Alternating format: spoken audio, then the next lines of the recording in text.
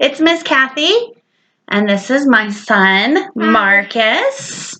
I hope everybody is well and finding lots of creative things to do at home in this extra time that we all get. I wanted to introduce Marcus because Marcus has a special pet that I have talked a lot to my class about, but I thought this was a great opportunity to be able to share with you our special pet. So, Marcus, would you like to introduce your pet? Yeah, so this is Jack Jack. He is a ball python. They're typically found in Africa because they like really big dirt mounds and they like it humid in there because it keeps the moisture in. And how old is Jack Jack? He's about a year old. Yeah, I would think so. Yeah. Why did you choose the name Jack Jack for your snake? When we first got him, it looked like he had a bunch of incredible masks on him. Can you still see them? No, because once he sheds, his patterns change. That's what I really like about him. I didn't know his patterns changed. Yeah. Very nice. And what kind of snake is he? He's a ball python. Ball python. And how big will Jack Jack get? Hold him up so they can see. Well, right now he's about 2.5 feet. He will get about a foot longer at max. If he was a female, he would get about 5.5 feet. Yeah. So Marcus takes care of Jack Jack all by himself. I like to look at Jack Jack, but I not really like to hold him, but he's very, very docile. Marcus works a lot with him. He has to hold him a lot. Marcus feeds him. What do you feed him? I feed him rats. He feeds him baby rats. We go to a pet store and they have special snake food that we buy at the pet store. And how often does he eat? He eats about every 3 to 4 weeks. Because if you feed him too much, it'll just get clogged in his stomach and he'll get a bellyache. Yeah, he'll have pooping issues. Yeah. So, do you think that Jack Jack would be a good pet for a 3-year-old? No, not at all. Hold him up so they can see. If the snake really wants to, he could, like, attack a 3-year-old. You just have to work with him a lot, and you have to know what you're doing. Like, you have to have... He's not, like, a first reptile you want. You want to start off with something, like, smaller, like a lizard, like I got. Or a turtle or something that's easy. Jack Jack takes a lot of work. Marcus has to make sure that his temperature is perfect in his hide. That's about how close I'll get to him. Marcus also has to make sure that his humidity level is correct, which means the moisture in the air. So he has to check him daily, make sure that he has food and water, and he has to handle him. How do you make sure that he's healthy? What would you look for? Well, normally you want a ball python to be kind of like a bread loaf shape.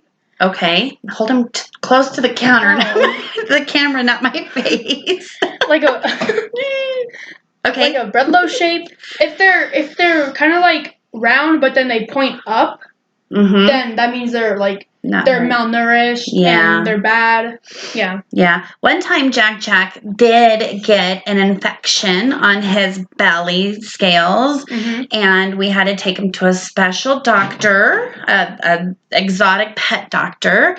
And they gave us some medicine. Marcus had to soak him in a special bath 2 times a day. Then he had to give him a shot every 3 days to make sure that he was healthy. But now Jack Jack is all healthy. And if you look at his belly right here, that's his normal belly. And then he has a scar a little bit. He's got some scars on his belly, So Jack Jack doing just fine. Is very active, but when he gets scared, he will curl up into a little ball, and that's why they call they call it ball python. A ball python, because they'll curl up into a little ball.